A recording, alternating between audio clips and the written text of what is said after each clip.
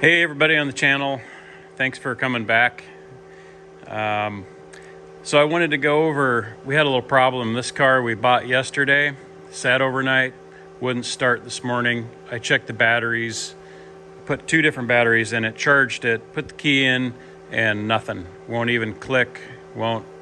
We've got good power, everything lights up, but the starter will not click or turn over. But I figured it out, and it's really dumb reason, but I wanted to share to save you probably an hour or maybe $500 of your life. It's the key. So let me show you what happens when you put the key in without the internals and show you what happens.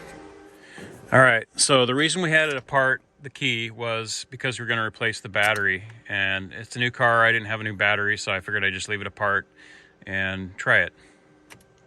Nothing. Fuel pump, you can hear it running, but when you crank it, nothing happens at all. And all we were doing was replacing the battery. Being a new Lancer owner, I don't know a lot about these. Most cars, if you have the key, it's got the chip, you know, in the key or in the surrounding part. Apparently this one has electronics in this whole unit.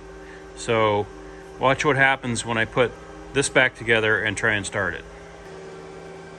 So one thing I want to mention was I tried it with just the case, put it back together with the electronics not on the inside, and it did not start. So I'll show you now that we've got the electronic chip part inside the key fob.